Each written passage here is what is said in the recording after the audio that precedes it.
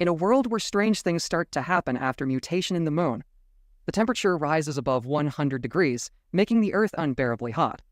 Power plants explode from the heat, and you cannot walk outside for more than 20 seconds without collapsing. The ground becomes so scorching that if you touch it, you will melt. And because of this, the entire world is forced to stay indoors, and the supplies become the most precious thing you can have.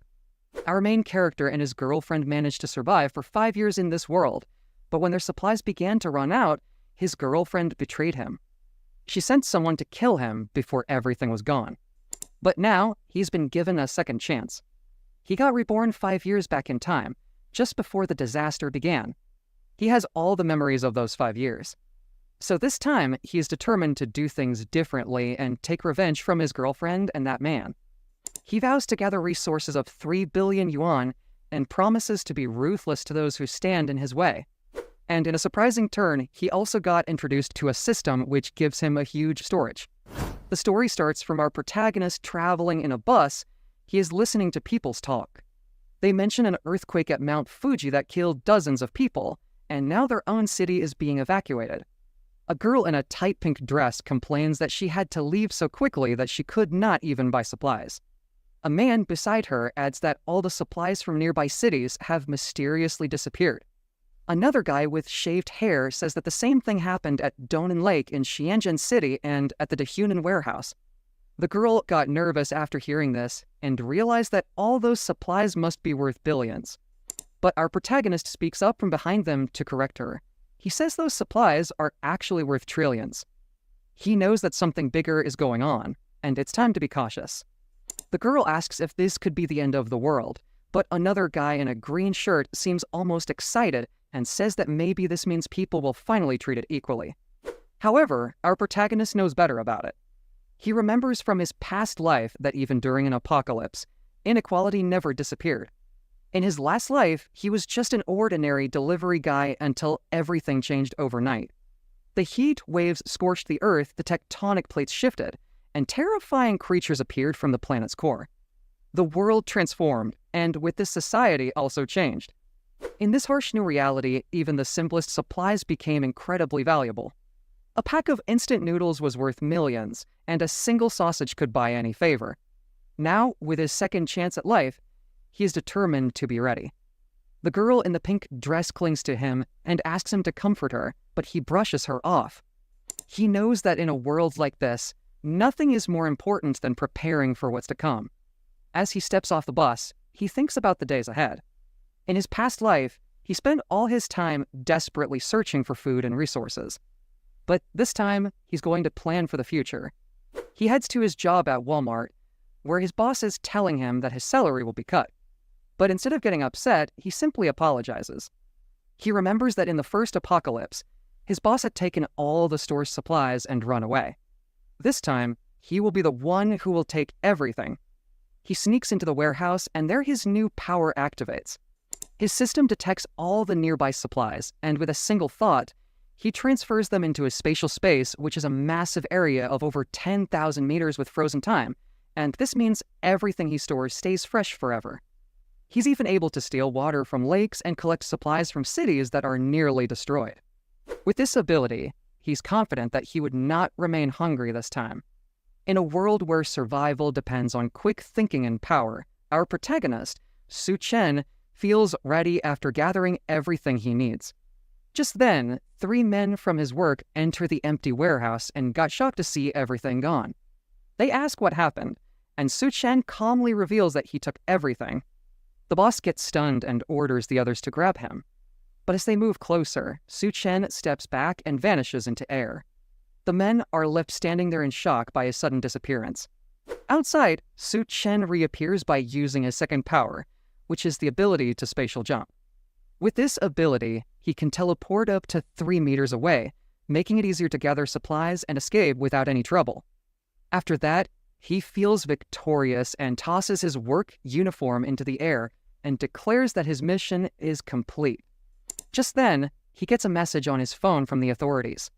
It warns that the Earth is undergoing strange movements and urges everyone to be cautious as a disaster could strike at any moment.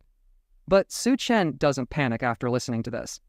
Instead, he finds it curious as nothing serious has happened yet, so this means authorities already know something is coming. He wonders if they know the future. At that moment, his phone rings.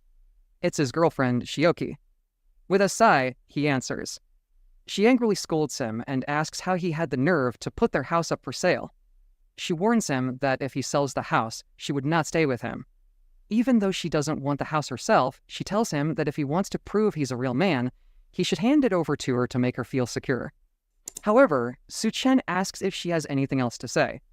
Shioki gets frustrated with his attitude and tells him that if he gives her the house, she will give him another chance. But if he doesn't, he shouldn't even think about marrying her. Su-chen replies that he's on his way to Chengdu and he will talk after he gets back. Then he hangs up the call. He remembers how, in his last life during the apocalypse, he went out every day to gather supplies for her, even taking her to a safe zone. Without him, she would have starved in those first few days. But even after everything, she betrayed him. He recalls the day he returned home and was attacked by others, all because he wasn't bringing back enough supplies. They thought he was hiding something. After Su-chen was killed, they celebrated over his dead body, and Shioki told the man Su-chen was just a useless, incompetent fool. He remembers the pain of trusting someone so unworthy, but this time, both Shioki and that man Wang will pay for what they did. They won't die easily, as he will make sure they feel the pain he did 100 times over. After that, he calms himself, and then he realizes that he needs money to get things that can't be found in stores. He calls a man named Liu and offers to sell his house at half price, but demands the money immediately. He then heads to the real estate agency, where Shioki and Wang was waiting for him. When he arrives, Shioki starts scolding him for making her wait, but he ignores her and walks forward. Wang threatens him by saying that if he tries to sell the house again, he won't see the sun tomorrow. But Su-chen, who's learned to fight after surviving the apocalypse, grabs him by the neck and throws him to the ground. He tells Wang that he can do whatever he wants with his own things. Wang gets terrified and begs him to stop, then Shioki tries to stop him. But she gets slapped and then falls on the ground. She did believe what just happened. Su-chen assures Wang that he won't die today, then releases him, leaving him gasping for breath on the ground. Then Shioki asks Su-chen to apologize immediately as she is not angry yet, but he gives an angry look, and seeing it, they both run away. Inside the real estate agency, the attendant offers Su-chen some water and asks if he still wants to sell the house.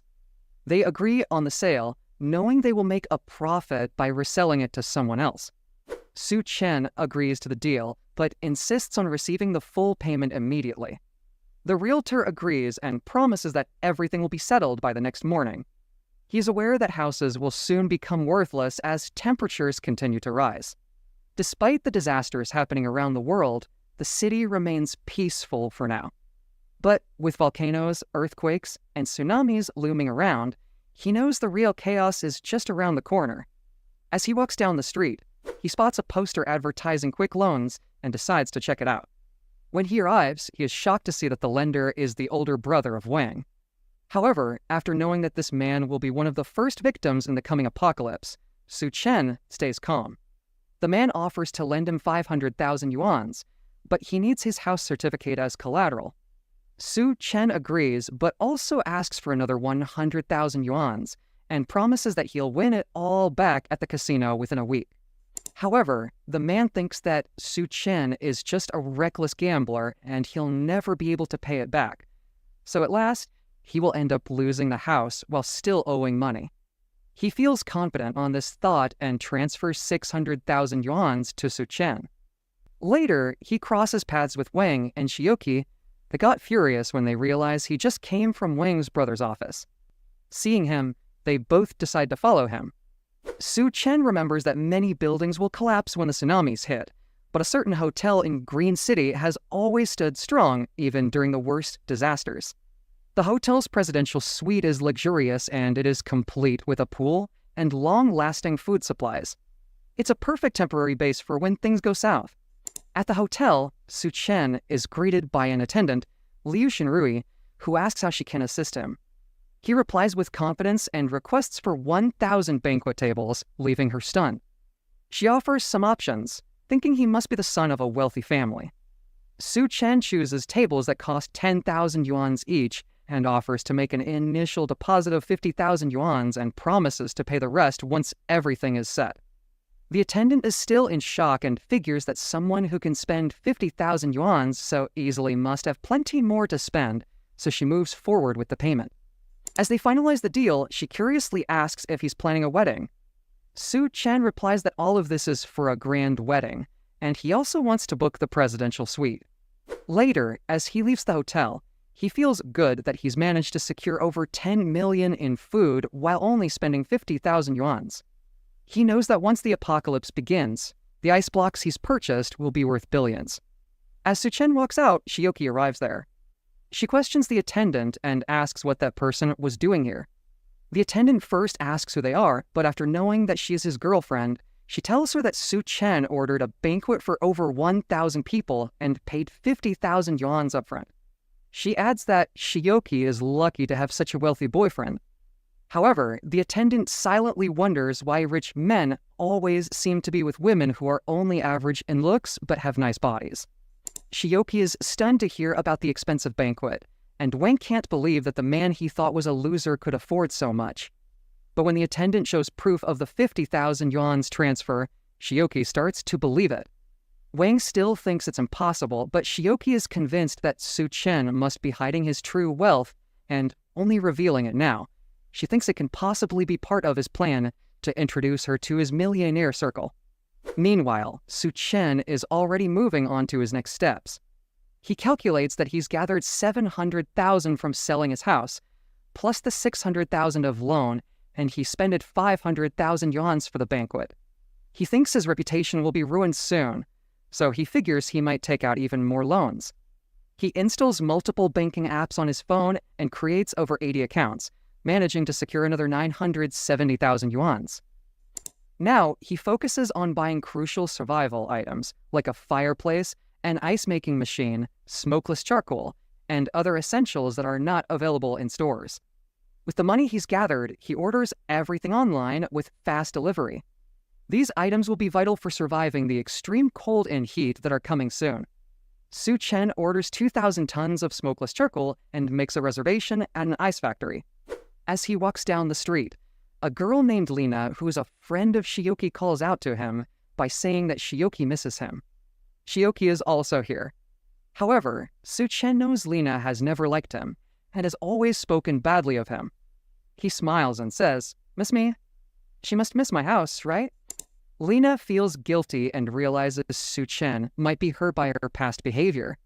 After that, Shioki asks him if he can take a walk with her because she isn't feeling well. And she is also sad about their argument yesterday.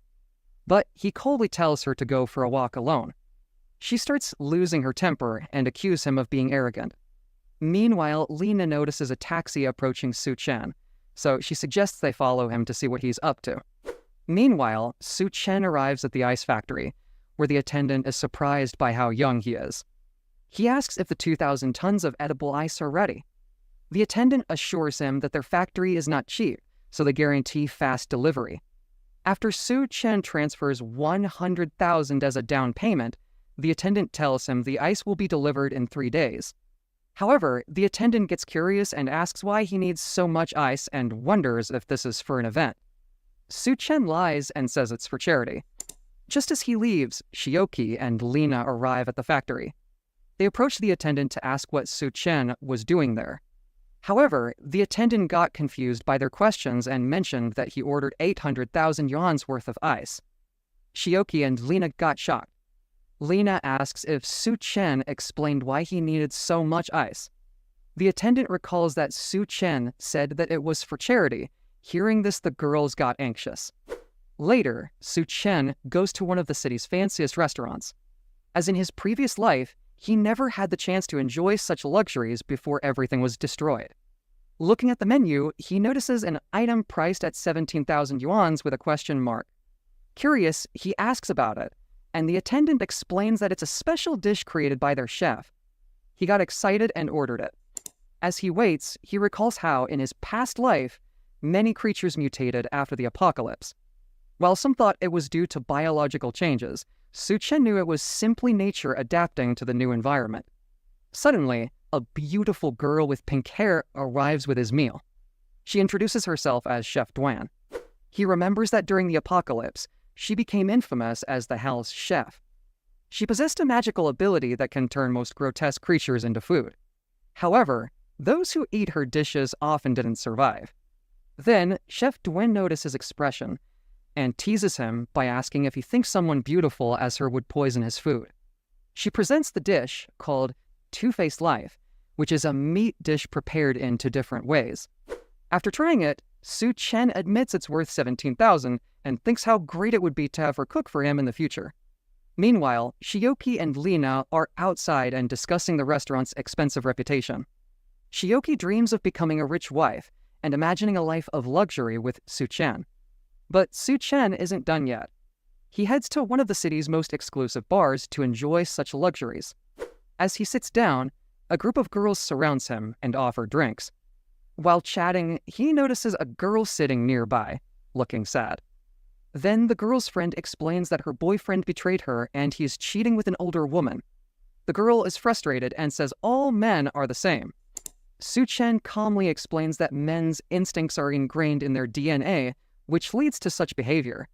Suddenly, the girl gulps down her drink and asks Su Chen if he is single.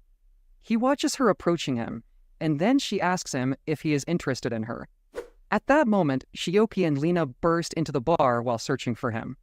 They spot him at a corner table with girls. However, he is uninterested in the commotion and suggests to the girl that they head upstairs to a room. She agrees, and they rush off together, leaving Shioki and Lina shouting after them. In the room, Su Chen apologizes for the chaos which is caused by Shioki and Lina. The girl shyly admits that it's her first time in such a situation. However, he feels awkward and gently flicks her forehead. Then he advises her to stay home for the next few days and stock up some food. Then he leaves and thinks that it will be a shame if he couldn't take advantage of the opportunity. As he exits the room, Shioki and Lina are angrily kicking doors, but he easily slips away being unnoticed. The next day, delivery trucks arrive at his warehouse, bringing everything from ice to charcoal to banquet supplies. Wang and Shioki watches it from the crowd, and are confused and think why would Su Chen rent such a massive warehouse just to receive so much stuff. Even Shioki and Lina are puzzled to understand what he is planning. As Lina noticed, the banquet from Green City Hotel had arrived. The workers were laying out carpets and organizing tables beautifully. Lina teased Shioki by saying that maybe a crowd would suddenly appear, and Su Chen would declare his love. After listening to this, Shioki feels proud and replies that even if he proposed, she will still think about it, as she wanted to see his sincerity first. So she decided to confront him. Shioki approached Su Chen and asked why he was buying so much stuff. He smiled and said he will explain later. Then he asked if she can help him to organize everything. Shioki feels hesitate and thinks that he's a jerk for making someone who would soon be rich do such hard work. Lina tries to make sense of it by assuming that it was some kind of test to see if Shioki was worthy of becoming a rich woman. She got determined to prove herself and started carrying boxes, though she was secretly angry. She swore that once she became rich, she would make Su Chen pay for this. Lina also offered to help, thinking that someone as wealthy as Su Chen would not have just one woman. And if she could impress him, maybe she could enjoy a little of his wealth too. Meanwhile, Su Chen also thinks that he couldn't lose for labor like this. With so much ice and so many tables to set up, he needed all the help he could get. After some time, they finally finished. Shioki was exhausted, dripping with sweat, and her legs were shaking. She grumbled that once she became his wife, she will take all his money. Lina was equally tired and complaining that Su Chen had made them carry heavy ice boxes all day. Shioki declared that enough was enough, as now it was time for him to propose and start the party before the guests arrived. Lina added that he needed to hurry because the food was getting cold. Meanwhile, Su Chen gave extra money to all the delivery workers, who thanked him sincerely. Just then, Shioki approached him and asked, "Don't you have something to tell me?" Su Chen nodded and thanked her for the help, but then said, "Unfortunately, there's no payment for you two, so you can leave now." Shiyoki got shocked and thought he was joking. She pointed out that guests were arriving, and there were 1,000 tables set up. Why did not he just reveal that he wanted to marry her so they could live a good life? Su Chen turned to her and said, "That's impossible. I've already sold the house and accumulated a bunch of debts," and then asked her if she really wanted to marry him now. Lena couldn't believe it and asked how can someone with no money buy so much ice. Su Chen explained that he was doing all this to help his very rich boss, who wanted to do a charity project. After hearing this, Shiyoki got furious and lost her temper and attacked him for lying to her the whole time. He calmly replied that he hadn't lied about anything. Shiyoki fell to the ground. She called him a poor loser and said he could forget about marrying her. He told her that he wasn't interested anyway, and she stormed off, swearing he would regret it. As they both left, Su Chen thought that the girls will be the one who will regret it once the apocalypse starts. He then closed the warehouse door and began storing everything in his space. All preparations were finally completed. Back at the hotel, Wang pulled Shiyoki aside and warned her to stay away from Su Chen. He promised to deal with Su Chen for her, and Lena says she was looking forward to seeing Wang's performance tonight. He reassured her by saying his influential brother would help take care of Su Chen. Lena thought maybe Wang wasn't so bad after all. With his powerful connections, he was definitely better than Su Chen. Just then, Su Chen appeared and teased Lena, saying she was quick to throw herself at anyone. She startled and asked what he is doing here. Wang pointed at Su Chen and told his brother that this is the guy who hit him. Dahai, who is Wang's brother, recognized Su Chen and explained, "This kid borrowed 600,000 yuans from him and has to pay it back by tomorrow." Wang saw this as the perfect opportunity to settle both issues. Lena was now satisfied, thinking she had finally rid herself of a loser who owed money to Dahai. However, Su Chen remained calm and commented that it seemed impossible to enjoy a good meal in this place. Dahai reminded him that the payment was due tomorrow and questioned why he was acting so carefree at the hotel. Then Wang shouted at his brother and told him not to bother talking to Su Chen since he had hit him. Sainu appeared and asked what was going on. Dahai explained that if Su Chen would just kneel down and apologize, they could let it go. Sainu turned to Su Chen and asked what was happening. He replies it was just some troublemakers bothering him. Dahai got frustrated and slammed the table. He said that he was only being patient because Su Chen's payment was due tomorrow. Just then, a man entered in room and asked who is causing trouble. Both Su Chen and Dahai recognized him as Gao Chang. Dahai immediately started apologizing, asking what Gao Chang was doing there. He replied that he had important business and wasn't there to cause trouble. Dahai knew that Gao Chang was not only an entrepreneur, but also involved in underworld activities. He had a lot of people working for him, so it will be never a good idea to cross him. Dahai apologizes once again and says he will come back later. On the other hand, Su Chen recognized Gao Chang as Skull Crusher, who is one of the most powerful figures in the apocalypse. In Su Chen's past life, Gao Chang had even commanded the boss of hell. He remembered that this hotel was one of the first places where people with powers appeared. Perhaps Gao Chang became so strong because of something that would happen here. Then Gao Chang stared at Su Chen, and Su Chen thought that whatever opportunity arose in this hotel, he would seize it. Later, Gao Chang was leading Duan to meet someone named Mr. Sun. Duan asked what this Mr. Sun wanted to discuss. When they arrived, Mr. Sun greeted her warmly and offered her a drink. But Duan immediately sensed something was off and thinks the drink clearly contained some kind of drug. Meanwhile, Su Chen recalled his past life when he hid in basement with Shiyoki and barely survived. He never imagined that in this life, after kicking her, she would still follow him here. But now, this was the perfect chance for revenge. Nearby, two brothers were cooling off by the pool, commenting on how hot the night was, but thinks that it was worth it since the girls would be arriving in bikinis. They looked up at the moon and noticed how strangely bright it was, almost shining like the sun. At that moment, Wang confessed his love to Shiyoki, while inside, Su Chen raised a glass to the moon and welcomed the apocalypse. Suddenly, the moon began to tremble and emitted a huge red aura. Everyone outside started to feel their skin burning. They panicked and started rushing back to the hotel, screaming that something is wrong. Inside, people were confused, as it was nighttime, but now it is bright as day. The three brothers ran inside as their skin already turned red from the burns. Desperately, they searched for relief and spotted an aquarium. They ran to it and jumped inside to cool down. The hotel staff anxiously asked what was happening and where is Dahai. Just then, Dahai appeared at the door and his skin completely burnt. Meanwhile, in a room, Mr. Sun was questioning Duan about why she is not drinking the wine. Then, to light up the situation, Gao Cheng suggested to go to the banquet, but Mr. Sun insisted that in this city, no one could refuse to drink the wine that he poured. Hearing this, Duan thought Gao Cheng might be thinking to raise his social status by handing her over to Mr. Sun. She knew about Mr. Sun's reputation. He was powerful and had harmed many women in the city of Chengdu. She was sure there was something wrong with the wine and refused to drink it. At that moment, a huge light entered their room. They rushed to close the curtains, then Mr. Sun suggested to go downstairs to figure out what was happening, and Duan felt relieved to escape the situation. In hotel's lobby, Sinu was trying to calm everyone down, reassuring them that rescue teams were on their way. Gao Cheng asked one of his henchmen for an update, and the man explained that the moon had suddenly turned red, and the temperature outside had grown by over 70 degrees. The news was reporting that many people had already been injured and burned.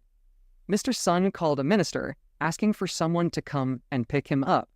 However, after some time, he informed Gao Cheng that there were problems, and no one would be able to come. Meanwhile, Dahai is in angry mood as his entire body is covered in burns. People were desperately trying to apply ointments, but it was not enough. He needed to be taken to a hospital, but with the extreme heat outside, it was impossible.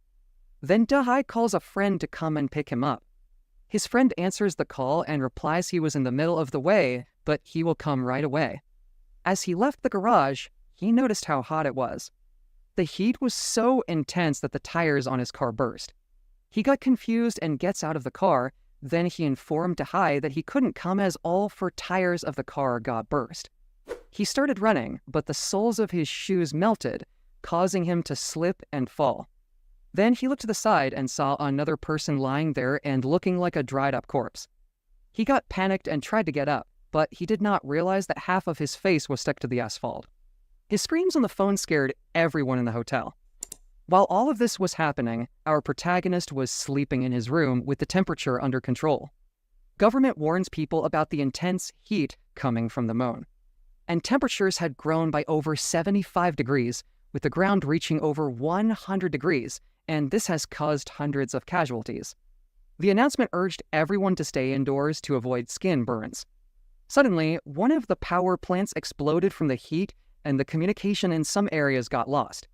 Dahai complained that he lost contact with his friend. In the last room left in the hotel, Shioki and Lina were upset about being stuck in a room full of men. Just then, the power went out, and with it, the air conditioning stopped working. Everyone began taking off their shirts in desperation from the heat. Shioki remembered that Su Chen's room had a pool and suggested that they can go there to stay cool. Meanwhile, the protagonist was swimming peacefully in his pool.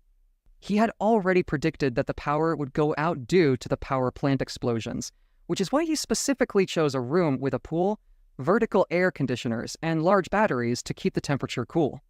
However, he was missing some eyes. He changed, sat on the sofa, and thought how nice it felt. Then he felt hungry and set up a small banquet on the table. It was the first day of the apocalypse, so he needed a little breakfast. He wonders when Gao Cheng would get a chance to gain powers, but suddenly someone knocks on his door and says they knew he is inside. After that, he opened the door. As soon as it cracked open, a cold breeze flowed out, giving everyone outside an indescribable sense of relief. They wonders why it felt so nice inside and why he has air conditioning. Su Chen asked if they needed anything, while Wing pointed out that he had ice, a pool, food, and electricity. Lina and Shioki shouts and demands to know how he could let them burn outside all day while he is living in luxury. They told him he better leave that room now. Dahai angrily declared that it was time for Su Chen to pay back everything he owed and demanded he hand over the room. But as soon as Dahai stepped inside, he was shot in the stomach. He got shocked and stared at his wound, then Su Chen warned him that if he took another step, he would die. Everyone began trembling after realizing that Su Chen really had a gun. Then Dahai asks him from where he got it. But then another shot rang out, and everyone panicked as Dahai collapsed with a wound in his leg. Su Chen asks them to get lost. He gave them 3 seconds and warned that anyone in his line of sight would be sent to the next life.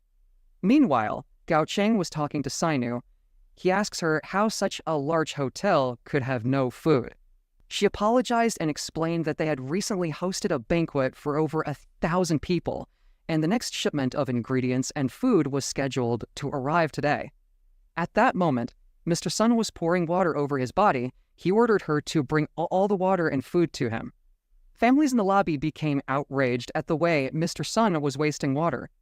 Tensions flared and a fight broke out.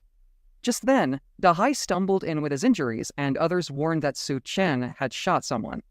Seeing the wound, Gao Cheng wondered if someone really had a gun in this place. It seemed like there was a tough guy living upstairs. Shiyoki informed everyone that Su Chen's room had electricity, air conditioning, and even a pool. People surround her and asks if she is sure, and she confirmed it. She added that he even had ice cubes and plenty of food. So, the crowd decided to head to his room. Gao Cheng also sent one of his henchmen to check it out. Once again, Su Chen opened the door and asked them what they want. The crowd outside gets hit by the cool air flowing from the room. They felt like paradise. They requested him to be kind and take care of the elderly, insisting that since it was an emergency, he should share everything that he had with everyone. Then the chubby little boy spotted some fried chicken and jumped to grab it, but he was stopped with a kick to the belly and sent flying. Su Chen warned the parents to control their kids, or he will do it for them. People got outraged and accused him of being heartless for hitting a child, and says that he didn't deserve to stay in that room. Chaos erupted as everyone tried to storm in. At that moment, Su Chen shot one man in the back who fell to the ground. He warned the crowd that even though he was alone, they only had one life. He knew things seemed dangerous, but at any moment, he could jump through a portal and disappear. Downstairs, Wang is furious, as his brother had been shot twice, and the crowd threw his body out since he was already dying and starting to decompose. Wang insisted they had to kill Su Chen. Meanwhile, outside Su Chen's room, Shiyoki and Lina were sweating and requesting him to let them in. They were sure he wouldn't shoot them and said they left him. They promised to join him in a 2-against-1 adventure all night long if he let them stay. Su Chen, amused by their eagerness to work together, agrees to let them in. They were overjoyed and in disbelief. But suddenly, Wang barged between them, heading them as he shouted that he will kill Su Chen. Just as Wang was about to reach him, Su Chen struck him on the face. With this strike, Wang crashed into the others, and everyone fell to the ground. Beaten and afraid, they hesitated to enter the room, and Su Chen calmly told them to leave. He warned that he is just playing for now, but if anyone tried anything, the artillery robot he had installed would sort things out in seconds. Outside the hotel, tanks appeared, and everyone believed the rescue team had arrived. Armed soldiers in protective gear entered the hotel and asked if someone named Liu was there. The man introduced himself, and the soldiers told him to put on an insulation suit and come with them. Everyone else begged to rescue them also, but the soldier reassured them that the rescue operation would take place at midnight in Silicon Valley Square. The residents celebrated as they were relieved that the government hadn't abandoned them. Meanwhile, Mr. Sun offered to pay $1 billion to be taken right away, but a soldier restrained him and told him not to interfere. Mr. Sun desperately told Gao Cheng to do something, but with so many guns aimed at him, there was nothing he could do. Suddenly, Shiyoki grabbed one of the soldiers and told him that there is a killer living upstairs. Lina also says that Su Chen had already killed several people and he will soon finish off everyone in the hotel. Then a soldier named Xiaofeng volunteered to check it out, and his friend warned him to be careful and not act impulsively. Xiaofeng armed himself and cautiously climbed the stairs toward Su Chen's room. Shiyoki thinks this is the perfect chance to steal the room once the soldier killed Su Chen. Xiaofeng carefully walked down the hallway, observing every corner, but then he noticed a camera watching him. Suddenly, the door opened a bit. and Su Chen threw a stun flashbang. Before Xiaofeng could react, it exploded on his face, blinding him. Sleeping gas filled the room, and as he crouched, Su Chen appeared from behind and knocked him out. Sometime later, Xiaofeng woke up in Su Chen's room and got confused by the cold. Then Su Chen greets him by his full name and rank and said, "Now that you're awake, let's talk." Xiaofeng looked around at the ice cubes and asked what was going on, who he is, and where he got those weapons. Then he explained that he was just an ordinary guy who had recently graduated and picked up the weapons during a trip from the Middle East. He then asked if the government had set the rescue points for tomorrow morning. Xiaofeng was surprised that Su Chen already knew that information. However, Su Chen realized that everything was happening just like in his past life. He warned Xiaofeng that even though the temperature would be lower at midnight, people wouldn't be able to survive more than 10 minutes outside. Most would die just trying to reach the rescue point. Xiaofeng argued that they had no choice as many people were starving in their homes and unable to endure the heat any longer. Their only hope is to reach the rescue point. And with no time to modify the vehicles, they have to try to get everyone there, even if that means covering their heads with blankets to survive. Suddenly, Su Chen placed his hand on Xiaofeng's shoulder and pointed a gun at him. Xiaofeng tried to calm him down and says that all he wanted was to warn everyone to take blankets for the rescue. Su Chen got impressed by Xiaofeng's concern for others and cut the rope that tied him up and set him free. He told Xiaofeng that he respected him for trying to save lives, but warned him not to come back. Xiaofeng asked him if he is not worried that he can return with others. Su Chen confidently showed him a camera with facial recognition connected to an automatic machine gun. Xiaofeng instantly recognized it and asked where he had gotten it. Su Chen just repeated, "the Middle East," and told him to leave because he didn't have time to deal with this anymore. Xiaofeng accepted this and headed to their tanks. Meanwhile, Mr. Sun got furious that even a soldier couldn't deal with Su Chen. He angrily hit Gao Chang, saying he is useless. Gao Chang's henchmen asked if they were really just going to stand by and do nothing. Then Gao Chang explained that after the rescue, they would still need their connections, and it was too dangerous to act now. Just then, Su Chen appeared with a bucket of ice, saying he is here to negotiate. One of the henchmen suggested killing Su Chen and taking everything he had, but Su Chen pointed his gun, and the man backed off. Gao Chang agreed to talk about the deal and tried the ice. Both he and the henchman were amazed by how delicious it was. Gao Chang now also wanted to kill Su Chen and take everything he had, but first they agreed to meet his demands. At that moment, Mr. Sun kicked Gao Chang and accused him of being a liar for hiding the ice cubes. He stepped on Gao Chang and threatened him that if he hid anything else, then he will die. Then Mr. Sun noticed Duan sitting nearby. He thinks she's a modest girl as she is enduring the heat without even taking off her clothes. Mr. Sun grabbed her arm and asked her to come with him, as he is in mood for something more. Duan slapped him on the face. But then Mr. Sun ripped her shirt and says that for her disobedience, he would take advantage first, and then everyone else could do what they wanted. Just then, Gao Cheng appeared behind him and said, "That's enough." Mr. Sun turned to respond, but Gao Cheng punched him in the neck, breaking it instantly. Mr. Sun fell dead, and Gao Cheng declared that Su Chen was right that this place had turned into chaos, and people like Mr. Sun needed to die with it. He warned everyone that the place was now under his control, and anyone who didn't obey would have to leave for the rescue point or die here.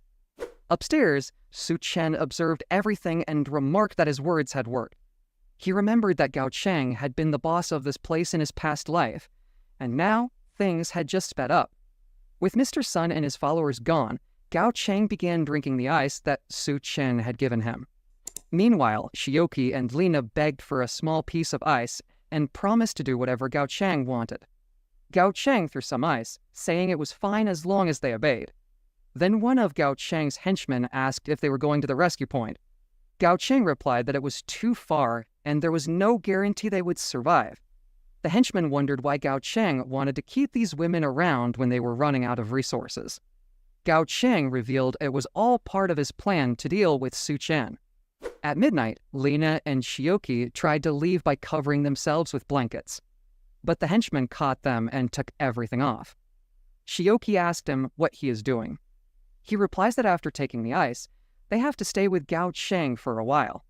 Some people who didn't want to follow Gao Chang tried to reach the rescue point, but even though it was midnight, the ground was too hot. They used pieces of wood to protect their feet, but one of them tripped and touched the ground and melted their hand and face. The survivors watched in horror as they were left to die. Meanwhile, a body that had been burning on the ground suddenly woke up with glowing red eyes. Su Chen watched everything from the balcony and remembers how in his past life, he almost died on the same journey. Kyoki and Lina told Gao Chang they would do anything he wanted, but maybe they should at least move to a room. The henchmen said they were being too shy and had nothing to hide. Suddenly, the glass shattered, and two burned men came running after everyone. Seeing them, Wang panics and thinks if they are zombies and wonders if they would turn into one if he got bitten. Gao Chang said that they need to find it out, and then he grabbed Wang and threw him toward the creatures. Wang's back was burned just by touching them. After that, Su Chen appeared with a blade and told everyone to move. The henchmen couldn't believe. However, Gao Chang was eager and thought that once Su Chen killed the creatures, he'll kill him and take everything he had.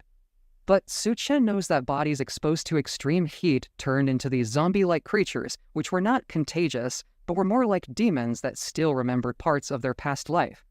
One of the creatures, Mr. Sun, headed toward Gao Chang because he had been killed by him. Another one attacked Su Chen, as he had been killed by him. Seeing this, Su Chen realized that Gao Chang could gain power by killing Mr. Sun. And if that happened, Gao Chang will become too strong, so he decided to take action.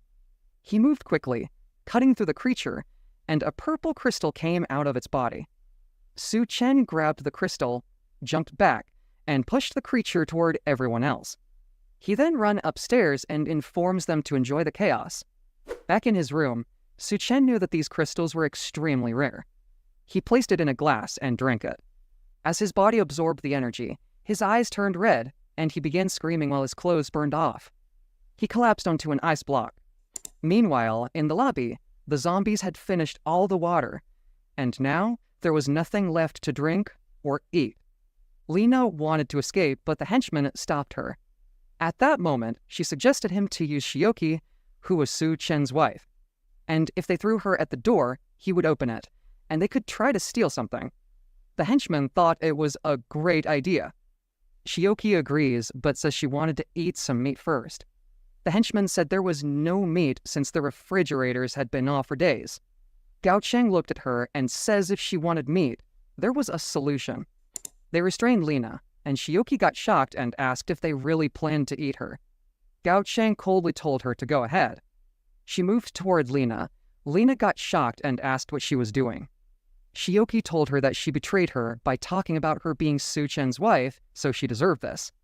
Without hesitation, she struck Lina 3 times, and even Gao Chang and the henchmen were shocked by her ruthlessness. After that, Shioki says that once she got full, she will go up and drink Su Chen's blood. The henchmen nervously asked Gao Chang if they were really going to do that. Gao Chang told him to call the boss quickly, or they would all die of thirst. Meanwhile, in his room, Su Chen tested his new body. He finds himself stronger, faster, and more resistant to heat. Just then, he noticed Duan standing at the door. She was thinking about how things were getting crazy downstairs, and knew that she will not survive if she stayed there. She had to take a chance and use whatever value she had left to get something from Su Chen. Right then, Su Chen opened the door completely naked. Duan screamed, and he quickly apologized, saying it was not intentional. He explained that he was just excited about some news. He then told her that even though he had resources, they were limited, and he couldn't just accept her because she was beautiful. He remembered that in his past life, she had been a smart woman and had formed a cooperative relationship with Gao Chang. However, the atmosphere now felt different. Duan explained that she wasn't just a cook, but also a doctor who had been working as a surgeon for 3 years. Then she looked around, noticed how well equipped the room is with electricity, ice, and food. She knew she needed to prove her worth to stay there. Su Chen admitted that being a doctor was valuable, but resources were not enough, and their survival was uncertain. Feeling unsure, Dwayne promised that if he didn't kick her out, she would do whatever he wants. Hearing this, Su Chen immediately told her that this is her new home. However, Dwayne got embarrassed by how quickly she had spoken and tries to clarify her intentions. But then he warned her that she needed to behave because if he caught her scheming, their relationship would end. Dwayne assured him that she would never doubt his methods or determination. After that, he asked her to show her loyalty by undressing. First part of this amazing story ends here. We will cover the remaining manhwa in the next video. Until then, subscribe to our channel and like this video. Thanks for watching.